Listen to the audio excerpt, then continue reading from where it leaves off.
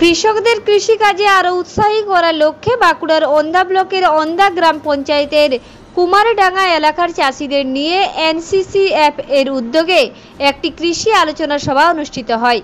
উক্ত অনুষ্ঠানে উপস্থিত ছিলেন এনসিসিএফ ওয়েস্ট বেঙ্গল ব্রাঞ্চের ম্যানেজার রাহুল কুমার, এনসিসিএফ এর অ্যাকাউন্টস অফিসার বিমান গাঙ্গুলি, ওন্দা ১ নম্বর পঞ্চায়েত প্রধান মিলন মল্লিক, উপপ্রধান বিবেকানন্দ কর সহ ওন্দা পঞ্চায়েতের সকল সদস্যগণ, Onda railway station master, Onda panchayat সমিতির সদস্য সুদন বসু ও অঞ্জন নাগ চৌধুরী সহ বিশিষ্ট জনেরা। উক্ত আলোচনা সভায় কৃষিজাত ও ডাল জাতীয় শস্যের চাষ সম্পর্কে, বাজারজাতকরণ সম্পর্কে বিশেষ চাষের পর্যালোচনার কথা তুলে ধরা হয়।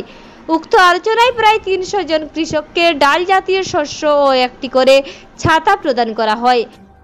কিছু মূল্যে নিতে পারেন এবং চাষিদের সহযোগিতা করতে পারেন, সে জন্য আমি অনুরোধ জানাই। এবং চাষবাস সংক্রান্ত যা সমস্যা আছে তাতে আমাদের ওন্দা কৃষি দপ্তর সবসময় আপনাদের পাশে আছে, থাকবে, এই বলে আমি আপনার বক্তব্য শেষ করছি। আজকে যে উদ্দেশ্য নিয়ে আমাদের এই সমবেত হওয়া, প্রথমেই বুঝতে হবে যে আমরা এনসিসিএফ এর কাছে কৃতজ্ঞ।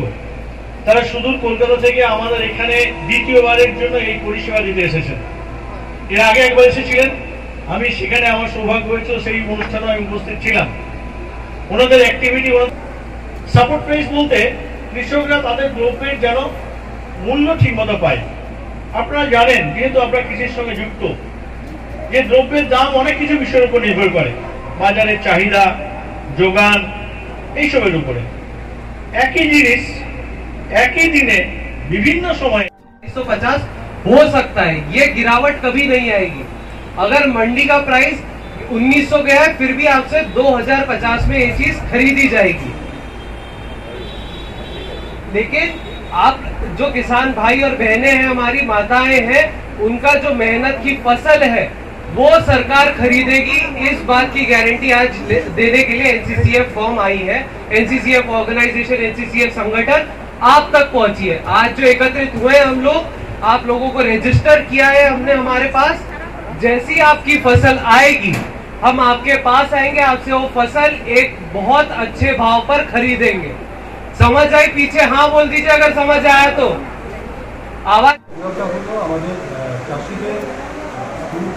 অবকাল চাষটা যারা তারা করতে পারে সেই বিষয়ে আমাদের এটা একটা ফার্মার্স অ্যাওয়ারনেস প্রোগ্রাম।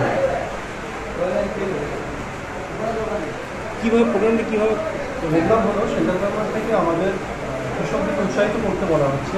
আমরা সেন্ট্রাল এজেন্সি হিসাবে কাজ করছি।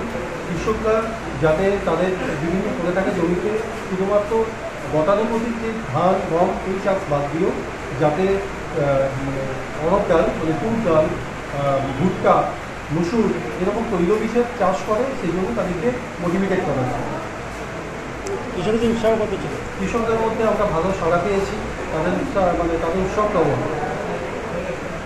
আগামী দিনে এই ধরনের প্রোগ্রাম কি আরও কোনো জায়গা? আমাদের ওয়েস্ট বেঙ্গলে এই প্রথম এই প্রোগ্রাম দিয়ে শুরু করা হলো। এর পরবর্তী সময় বিভিন্ন ডিস্ট্রিক্টে আমরা এই প্রোগ্রাম শুরু করি। এটা পুরো পশ্চিমবঙ্গ জুড়েই আমরা এই প্রোগ্রাম করি। শুধু পশ্চিমবঙ্গ ভুল, ভারতবর্ষ ব্যাপী আমাদের এই প্রোগ্রাম। কতজন চাষি ছিল আজকে? আজকে টোটাল ৩০০-র মতো চাষি ছিল। কী নাম আপনার? আমার নাম বিমান গাঙ্গুলি। আমি বিজনেস, আমি অ্যাকাউন্টস ইঞ্জিনিয়ার। বাঁকুড়া থেকে মানিক কর্মকারের রিপোর্ট, রূপসী বাংলা মিডিয়া।